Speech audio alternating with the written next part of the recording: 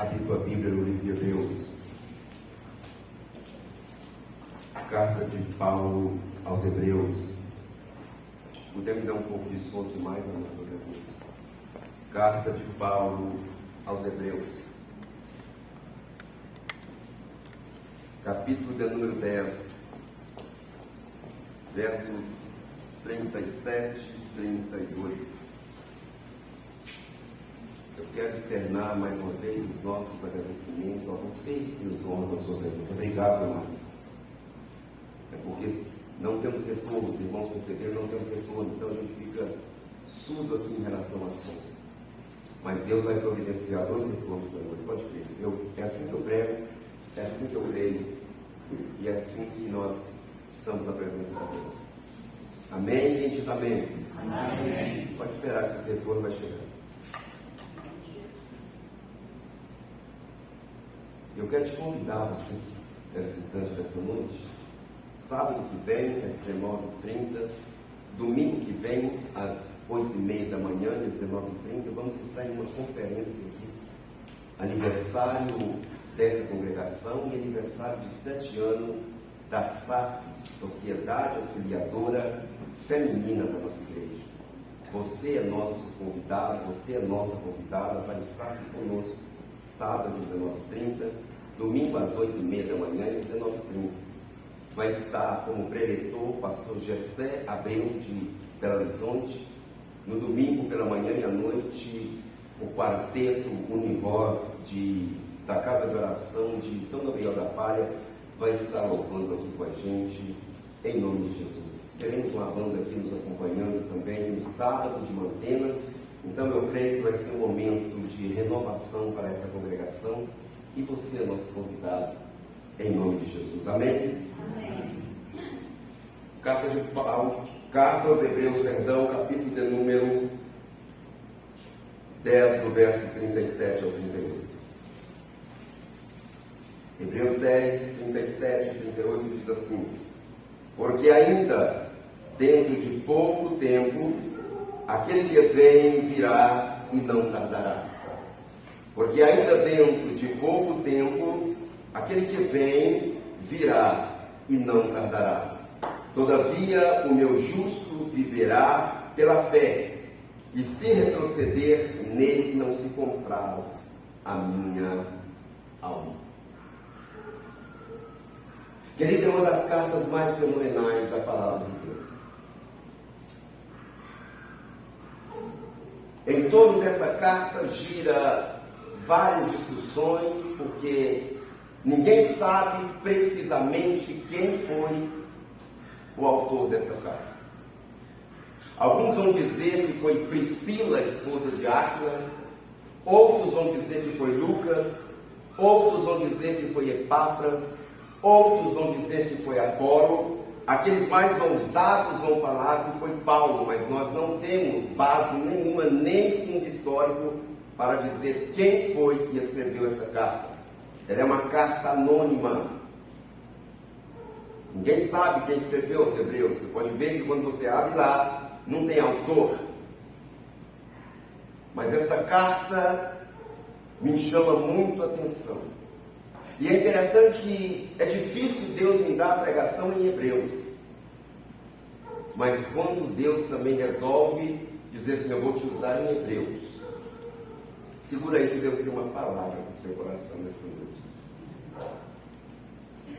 Quando eu olho para essa carta, o que me chama a atenção é que ela é uma carta cristocêntrica. O que é uma carta cristocêntrica? Jesus no centro. Jesus é o centro desta carta.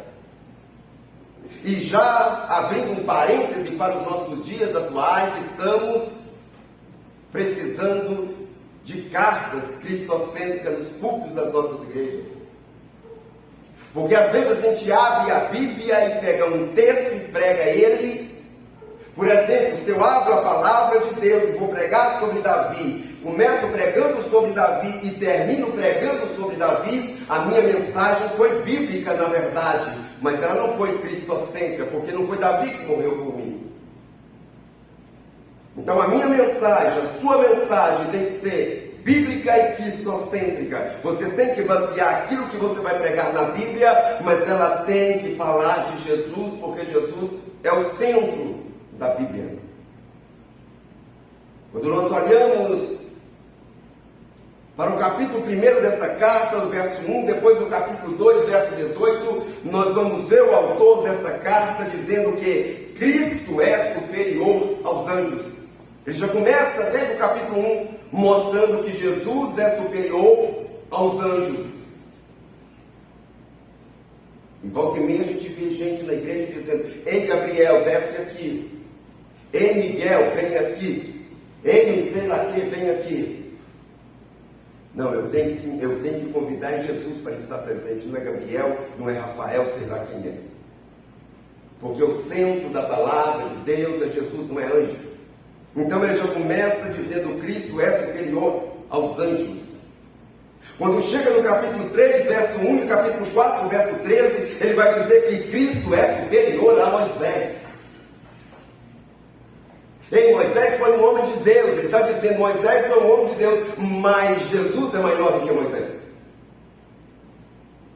Quando chega no capítulo 4, verso 14, capítulo 7, verso 28, ele vai dizer que Cristo é superior a Arão. Arão foi um excelente sacerdote, ou melhor dizendo, um sumo sacerdote que Deus usou no passado, mas Jesus é maior do que o sacerdócio araônico, porque o sacerdócio de Jesus é semelhante ao sacerdócio de Melquisedeque. Não tem começo e não tem fim. No capítulo 10, versículo 19, e no capítulo 12, verso 29, ele vai dizer que Cristo é superior ao ministério sacerdotal. Então você percebeu que ele começa escrevendo essa carta, mostrando que ele quer dizer que Cristo é o tema central da carta. Apesar de ser um anônimo, a gente sabe que foi um homem que escreveu, porque quando você começa a ler a carta toda, você percebe que ele vai se identificar como alguém que é masculino.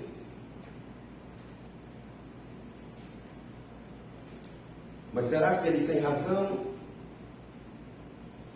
Ou será que ele tinha razão ao escrever que Cristo era o tema central da Bíblia?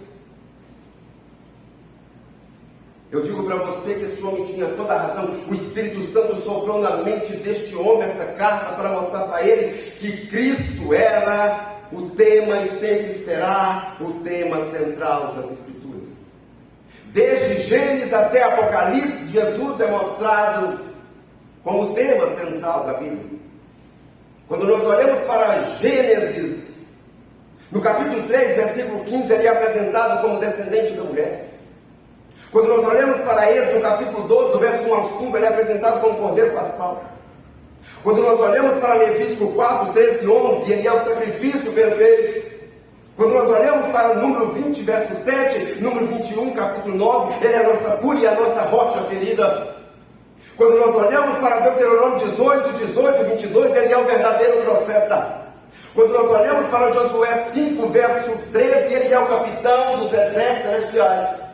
Quando nós olhamos para Juízes, ele é o nosso libertador. Quando nós olhamos para Ruth, capítulo 3, verso 8 a 18, ele é o parente que me redime. Quando nós olhamos para Samuel, capítulo 8, verso 5, ele é o rei esperado da nação. Quando nós olhamos para Reis, ele é o rei prometido. Quando nós olhamos para Crônica, capítulo 3, verso 10, ele é o descendente de Davi. Quando nós olhamos para Esdras, capítulo 7, verso 10, ele é um ensinador divino. Quando nós olhamos para Neemias, capítulo 2, verso 18 a 20, ele é o reconstrutor da minha e da tua alma. Quando nós olhamos para Jó, capítulo 19, verso 25, ele é o redentor que vive. Quando nós olhamos para Salmo 46, verso 1, ele é o nosso socorro bem presente na angústia. Quando nós olhamos para Provérbios 8, verso 22 ao 36, ele é a sabedoria de Deus. Quando nós olhamos para Eclesiastes 12, verso 10, ele é o pregador perfeito. Quando nós olhamos para Cantares 2, 8, ele é o nosso amado. Quando nós olhamos para Isaías 42, verso 1, ele é o servo do Senhor. Quando nós olhamos para Jeremias 31, 18, ele é o Senhor dos exércitos. Quando nós olhamos para a Lamentação 1, verso 2, ele é o Consolador de Israel. Quando nós olhamos para Ezequiel 33, ele é o Senhor que reinará. Quando nós olhamos para Daniel 7, verso 13, ele é o Ancião de Dias. Quando nós olhamos para Oséias 1, verso 1 e 3, verso 5, ele é o marido fiel. Quando nós olhamos para Joel capítulo 3, verso 2, ele é o juiz das nações. Quando nós olhamos para Amós capítulo 1, verso 4, ele é o Deus do fogo. Quando nós olhamos para Obadias 21, ele é o Salvador. Quando nós olhamos para Jonas 2, verso 9, ele é a salvação do Senhor. Quando nós olhamos para Miqueias capítulo 2, verso 23, ele é o ajudador de Israel. Quando nós olhamos para Naum, versos 5 e 3, ele é o cavaleiro da espada flamejante, diz a Bíblia. Quando nós olhamos para Abacuque, capítulo 1, verso 13, ele é o puro de olhos. Quando nós olhamos para Sofonias 3, 13, ele é o pastor de Israel. Quando nós olhamos para Ageu, versos 2 e 7, ele é o que faz a terra e os céus tremer. Quando nós olhamos para Malaquias 4, verso 2, ele é o sol da justiça. Quando nós olhamos para Zacarias 6, 12, ele é o renovo. Aí nós entramos no Novo Testamento. Quando nós olhamos para Mateus 2, verso 6, ele é o rei Messias. Quando nós olhamos para Marcos 15, verso 9, ele é o servo de Deus. Quando nós olhamos para Lucas 12, verso 8, ele é o filho do homem. Quando nós olhamos para João 1, verso 14, ele é o filho de Deus. E eu paro aqui. Porque no capítulo 1, João começa a dizer assim: no princípio era o Logos, e o Logos era Deus. E o Logos estava com Deus. E o Logos se fez carne e habitou entre nós. E vimos a sua glória como a glória do unigênito do Pai.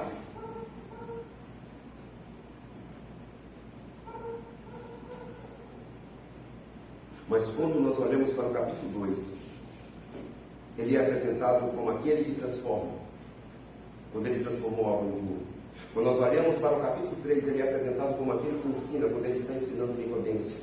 Quando nós olhamos para o capítulo 4 de João, nós vemos ele como aquele que tem o poder de salvar alguém, quando ele está evangelizando a mulher junto ao poço de Sicar. Quando nós olhamos para o capítulo 5, ele é apresentado como o médico dos médicos, quando ele chega para o paralítico de Betesda e diz assim: queres ficar são? Quando nós olhamos para o capítulo 6, ele é apresentado como o pão vivo que desceu dos céus. Quando nós olhamos para o capítulo 7 de João, ele é apresentado como a água da vida. Quando nós olhamos para o capítulo 8, ele é aquele que perdoa, quando ele perdoou a mulher em adultério. Quando nós olhamos para o capítulo 9, ele é apresentado como a luz do mundo, quando ele dá visão a um cego de nascença. Quando nós olhamos para o capítulo 10, ele é apresentado como o bom pastor que dá vida pelas ovelhas. Quando nós olhamos para o capítulo 8, ele é apresentado como aquele que dá vida e vida em abundância, quando ele ressuscita Lázaro. Quando nós olhamos para o capítulo 12, ele é apresentado como aquele que faz parte do meu e do teu banquete. Nós olhamos para o capítulo 3, ele é apresentado como servo fiel, quando ele se desce da sua túnica e pega uma bacia d'água e vai lavar os pés dos 12 apóstolos. Quando nós olhamos para o capítulo 14, ele é o Consolador e é aquele que vai enviar o segundo Consolador, chamado Espírito Santo. Quando nós olhamos para o capítulo 15, ele é a videira verdadeira. Quando nós olhamos para o capítulo 3, ele é aquele que enviará um Consolador. Quando nós olhamos para o capítulo 17, ele é o sacerdote que intercede por mim e por você. Quando nós olhamos para o capítulo 18, ele é aquele que intercede pelos seus discípulos. Quando nós olhamos para o capítulo 19, ele é o servo sofredor. Quando nós olhamos para o capítulo 20, ele é aquele que salva. Quando nós olhamos para o capítulo 21, ele é aquele que restaura, quando ele vai atrás de Pedro e novamente restaura Pedro ao ministério. Mas quando nós olhamos para Atos 2, capítulo 24, ele é o Cristo ressurreto. Quando nós olhamos para Romanos 8, 30, ele é a justiça de Deus. Quando nós olhamos para 1 Coríntios 1, 23, ele é o Cristo crucificado. Quando nós olhamos para 2 Coríntios, ele é a imagem de Deus. Quando nós olhamos para Gálatas 5, 1, ele é o Cristo que liberta. Quando nós olhamos para Efésios 4, 15, ele é o cabeça da igreja. Quando nós olhamos para Filipenses 1, 21, ele é o viver. Quando nós olhamos para Colossenses 1, 28, ele é o homem perfeito. Quando nós olhamos para 1 e 2 Tessalonicenses, capítulo 4, verso 14 a 21, ele é o Senhor que virá. Quando nós olhamos para 1 Timóteo, verso 1, capítulo 1 e 1, ele é a nossa esperança. 2 Timóteo 2, 1, ele é o nosso general. Tito 3, 1, ele é o nosso salvador. Filemão 6, ele é o doador do bem. Hebreus 7, 3, ele é o sacerdote eterno. Tiago 4, 12, ele é o legislador. 1 Pedro 2, 17, ele é o rei. 2 Pedro 1:2, ele é o nosso Senhor. 1 João 5:1, ele é o Cristo. 2 João 3, ele é o Filho do Pai. 3 João, ele é a verdade. E lá em Judas, no verso 4, ele é o único dominador e Senhor. E em Apocalipse 22, ele é o Alfa e ele é o Ômega. Prestou atenção que desde Gênesis a Apocalipse, Jesus é o tema central da Bíblia. É por isso que o Espírito Santo está usando este escritor anônimo para trazer uma carta para os seus leitores de cunho cristocêntrico. Cristo é o tema dessa carta. Mas por que essa carta foi escrita? Não só para mostrar que Cristo era o tema central dessa carta.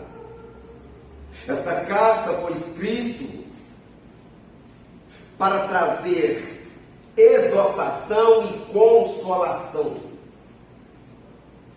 Porque se você reparar, no capítulo 3, verso 12, vai falar de exortação. No capítulo 6, 17 e 20, vai falar de exortação. No capítulo 10, 25, vai falar de exortação. No capítulo 12, versos 5 e 6, ele está exortando. Então é uma carta de exortação.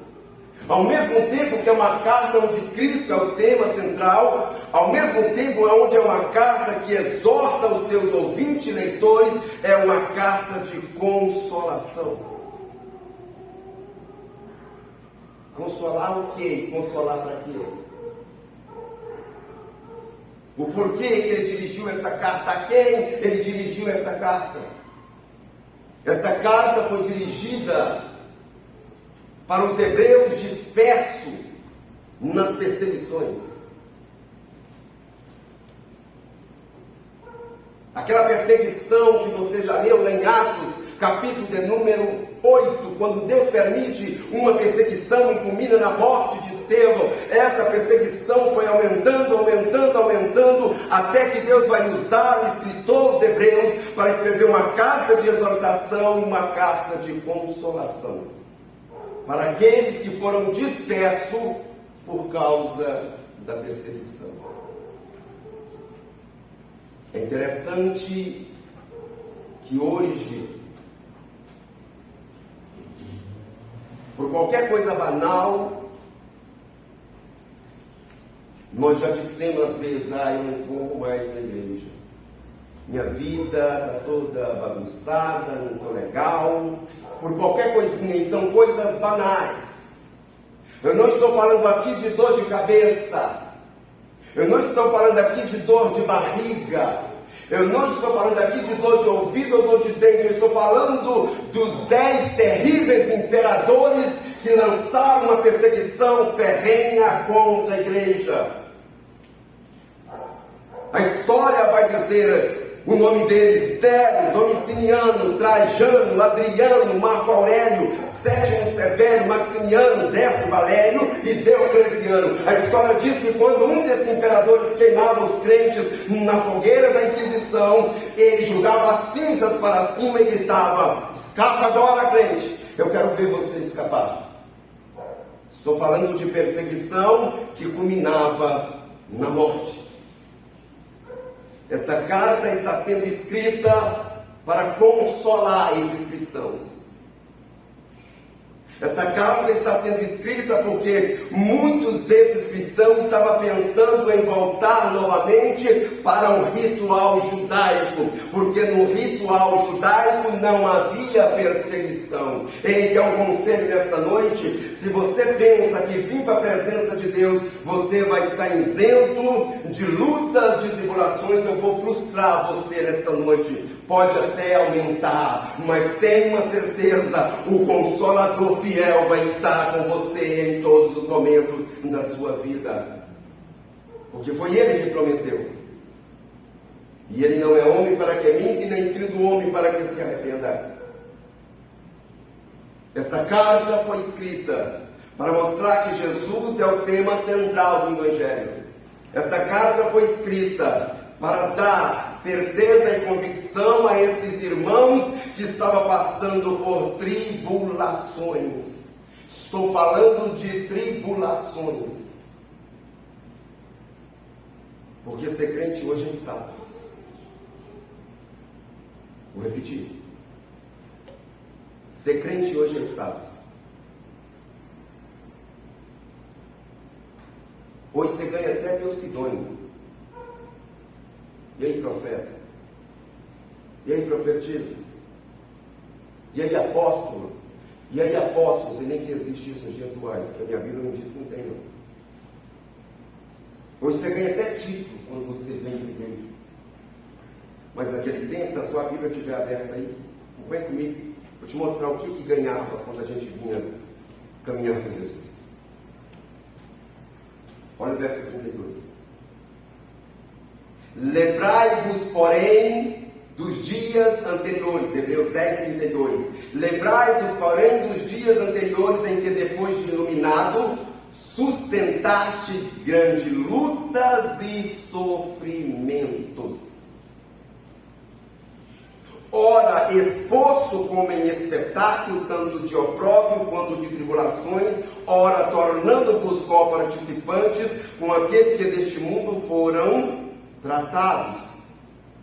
Porque não somente vos compadeceste dos encarcerados, como também aceitaste com alegria o espólio. Parêntese, deixa eu abrir um parênteses para te explicar. Quando o império sabia que você estava caminhando agora no Evangelho, aquilo que você tinha era expoliado, tomava tudo o que você tinha. Se você tinha fazenda, ela era tomada. Se você tinha comércio, ele era tomado.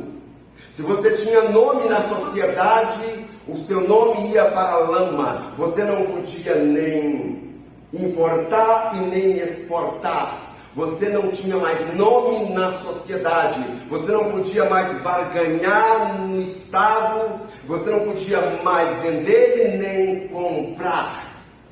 Está aí no verso de número 34. Porque não somente vos compadeceste dos encarcerados, como também aceitaste com alegria o espólio dos vossos bens.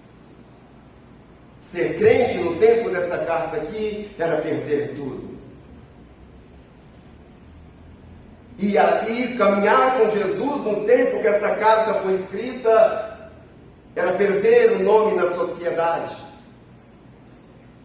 era não ter mais amigos, era não poder confiar em alguém mais, porque até parentes entregavam a parentes para poder ganhar o apoio das autoridades. Pai entregava filho, filho entregava pai, mãe entregava filha, filha entregava mãe.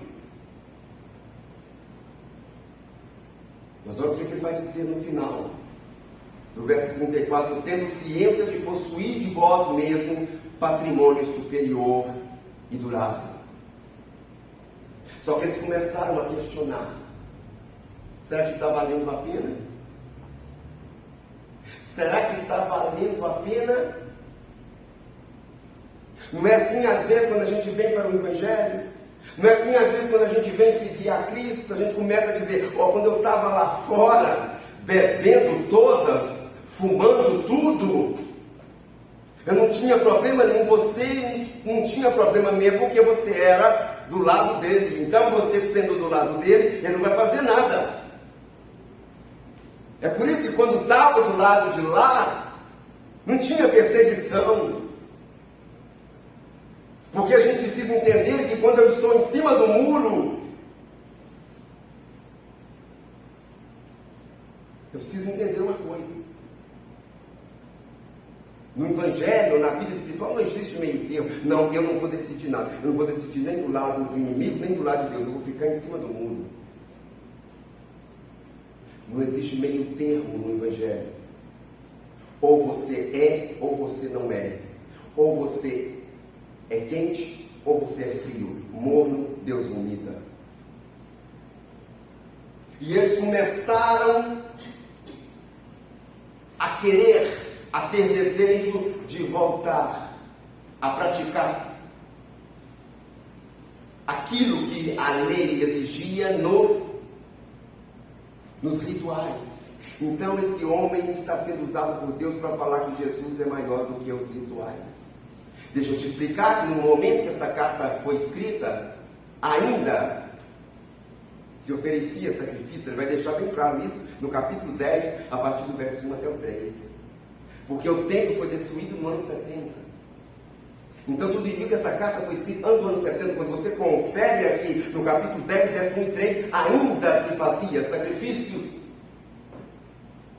Então ele vai mostrar que Jesus é superior a Moisés, Jesus é superior a Arão, Jesus é superior aos anjos, Jesus é superior até aos sacrifícios, porque tudo representava para Jesus. Ele vai mostrar para eles que tudo aquilo que veio até Malaquias, de Gênesis a Malaquias, era sombra daquilo que estava por vir. Em verdade é que quando nós olhamos para Êxodo capítulo 27, verso 16, Moisés vai falar que Deus autorizou ele para fazer um resposteiro. O que é um resposteiro? É um tipo de cortina que cobre uma porta. Só que esse resposteiro tinha 4 cores: azul, púrpura, carmesim, linho. Azul, púrpura, carmesim, lima. Até nessas 4 cores, Cristo estava representando. Não tem nada na Bíblia que não apresenta Jesus. Por isso que eu não posso pegar uma mensagem, pregar ela e não dominar ela em Jesus Cristo. Porque até nas cortinas do tabernáculo, Jesus estava explícito lá. Porque essa cortina azul, ela era bordada e tinha querubins dentro. Eu preguei sobre isso aqui uns domingos atrás, mostrando que ele veio de cima. Que ele veio de cima. Quando nós olhamos para a cor púrpura, somente os da realeza usava púrpura. É interessante que essa cor púrpura estava representando Jesus como descendente de realeza, porque 14 vezes em Mateus vai apresentar ele como filho de Davi. Quando nós olhamos para a cor carmesim, está representando Jesus como servo sofredor. Você vai lá em Marcos, Jesus não tem genealogia, porque servo não precisa de genealogia. Quando você vai para a cor linho fino, está representando Jesus como homem perfeito, sem mancha, sem mácula, pureza. Porque Mateus está escrevendo para judeus, então ele precisava colocar a genealogia de Jesus, porque judeu nenhum ia aceitar Jesus sem genealogia. Quando Marcos está escrevendo a sua carta, ele está escrevendo para os romanos, e ele não podia apresentar Jesus como rei, porque romanos não tem outro rei a não ser César, então ele é apresentado como servo. Lucas, por sua vez, está escrevendo para os gregos, e os gregos estavam à procura de um homem perfeito. Então você vai encontrar Lucas apresentando Jesus como filho do homem. Mas quando você olha para João está apresentando Jesus como filho de Deus, porque 25 vezes Jesus vai dizer no Evangelho: Deus é meu Pai. Deus é meu Pai. Então você prestou atenção o porquê que este homem está escrevendo essa carta? Por quê? Porque ele está escrevendo para um público que está agora passando por uma perseguição ferrenha, acirrada, perdendo tudo, perdendo parentes, perdendo bens, perdendo esposa, perdendo esposo, perdendo filhos, perdendo filhas, perdendo o nome da sociedade, se tornando pária social do mundo. E eles agora começam a ter desejo de voltar novamente para o judaísmo. No verso 35 ele vai dizer: não abandoneis, portanto, a vossa confiança. Não, eu não estou falando aqui de crentes neófitos aqui, não. Eu estou falando de crentes idôneos, mas por causa da perseguição estava agora com sua fé combalida. Porque tem momento que a minha, a tua fé se combale. Até João Batista teve a sua fé combalida, quanto mais eu e você. Quando João estava na prisão e viu Jesus curando daqui, curando dali, ressuscitando dali e não fazendo nada a respeito dele que estava na prisão, a sua fé se combate e ele manda alguém dizer para Jesus: o Senhor é aquele que nós devemos esperar ou devemos esperar outro. A fé dele estava combalida e Jesus vai mandar uma resposta para ele e vai dizer: diga para João que bem-aventurado é aquele que não se escandalizar em mim. A fé deste povo estava combalida por causa da perseguição, então ele estava achando melhor voltar novamente para os rituais, voltar novamente para o judaísmo. E Deus vai usar esse anônimo agora para escrever uma carta para aconselhá-los. Permaneça. Para o verso 36, com efeito, tende necessidade de perseverança, para que, havendo feito a vontade de Deus, alcanceis a promessa.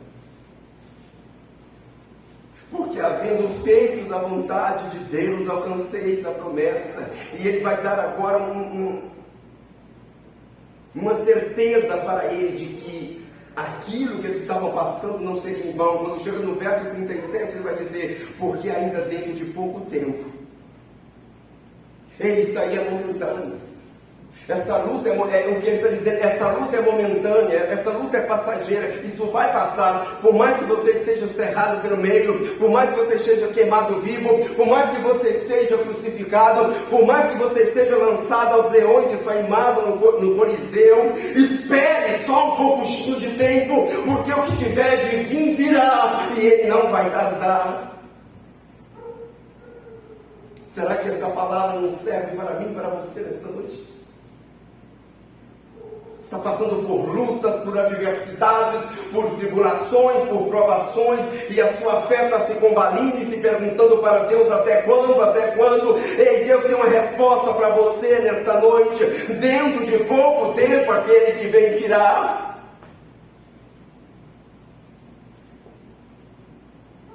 Não está tardando não, é porque não chegou o tempo dele vir.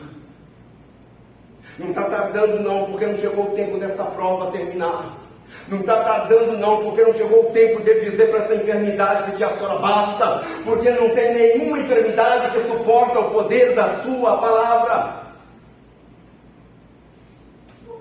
Não tem nenhuma luta, não tem nenhuma adversidade, não tem nenhuma tribulação que tem poder de suportar. Mas enquanto não chega o tempo dele agir, aí vem mais uma vez a exortação. Porque essa exortação, a primeira vez que aparece essa exortação é em Abacuque capítulo 2, verso 4, depois em Romanos 1, verso 17, depois em Gálatas 3, verso 11, e novamente ela vai aparecer aqui no verso 38, todavia o meu justo viverá por fé, e se ele retroceder, a minha alma não se comprazer. Não retrocede não, porque Deus não tem prazer em covardia. É isso que o escritor está dizendo para eles. Não retrocede novamente para o judaísmo não, porque Deus não tem prazer em covardes. Permaneça. Está doendo, mas permaneça, porque daqui a pouco aquele que vem virá. Aquele que vem virá. E ele termina o capítulo 10 dizendo: nós, porém, não somos dos que retrocedem para a perdição. Volta não. Volta não. Volta não. Você está na presença de um Deus que renova todas as coisas. Volta não. Para não. Eu termino esta simples mensagem contando um caso verídico para você. Por isso eu trouxe até o banco.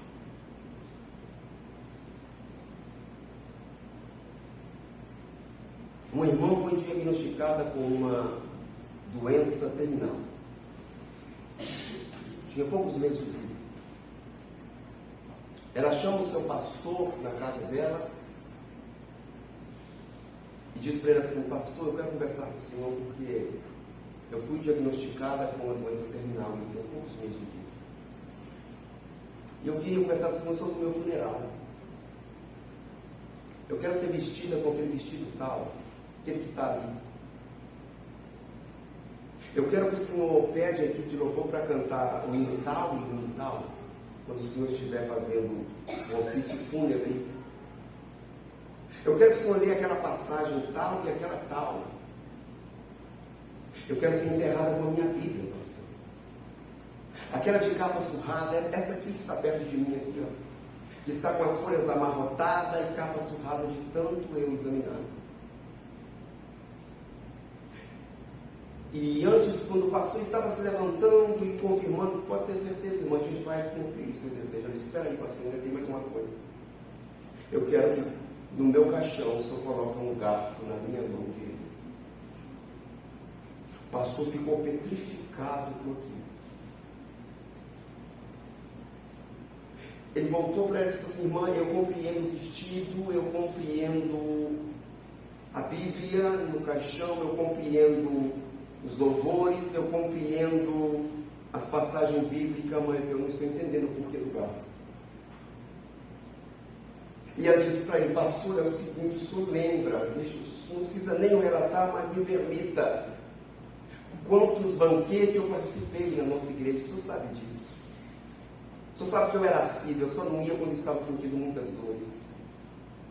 E às vezes tinha muito jantar na nossa igreja, não é isso, pastores? Como tem até hoje, muito almoço.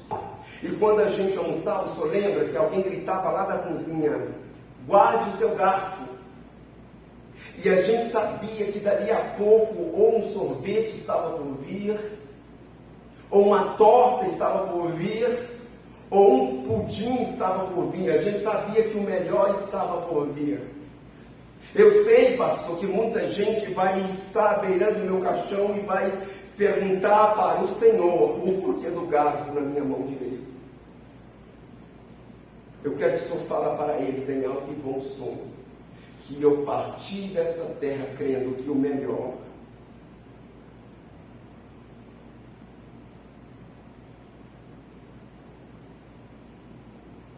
estava por vir.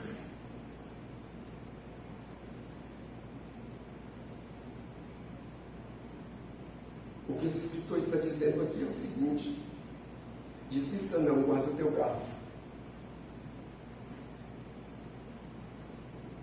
O melhor está por vir. Lembra de Paulo, na sua segunda carta a Timóteo? O que ele vai dizer para Timóteo? Ei, Timóteo, eu combati um bom combate. Eu encerrei a carreira e guardei o garfo, a fé. Ei, guarda o teu garfo, a fé. Guarda o teu garfo, a perseverança. Guarda o teu garfo, a convicção. Guarda o teu garfo, a certeza.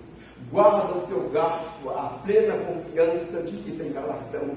Guarda o teu garfo, crendo que o melhor de Deus ainda está por vir.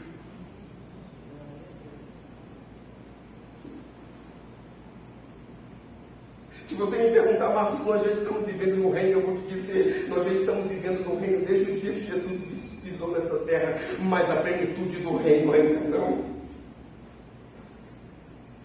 Se você me perguntar: Marcos, nós já somos filhos de Deus, eu vou dizer: nós já somos filhos de Deus pelo sangue de Jesus Cristo emanado na cruz do Calvário, mas a plenitude de filhos ainda não. Porque o melhor ainda está por vir. Guarde o teu garfo, não desista agora não. A tua salvação custou sangue. A tua salvação custou lágrima. Alguém morreu por você para que hoje você pudesse estar aqui ouvindo o escritor aos Hebreus dizer: porque ainda dentro de pouco tempo aquele que vem virá e não tardará. Termino dizendo para você: guarda o teu garfo, porque o melhor você ainda não experimentou de Deus. O que a gente está experimentando de Deus nessa terra é apenas lampejos daquilo que está preparado para mim e para você. Termino citando um versículo do apóstolo Paulo, quando ele diz: o que os olhos não viram, o ouvido não ouviu, não subiu na mente do homem, é o que Deus tem preparado para aqueles que o amam. Descanse em Deus, mas descanse segurando o teu garfo na mão de Ele, crendo que o melhor está por vir. Vamos orar? Eu te convido de pé nessa noite.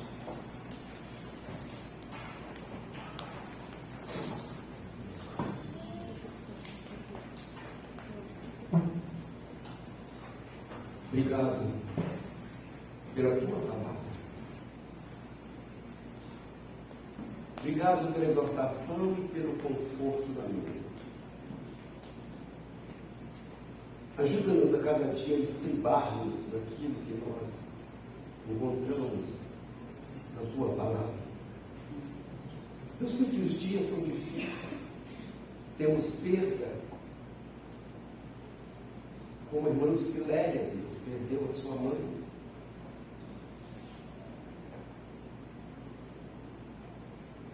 Temos enfermidade que nos assola, temos lutas dentro de casa, e às vezes isso tudo vai avolumando e dá vontade de desaparecer, de esconder na penumbra escura de um quarto e não sair de lá mais.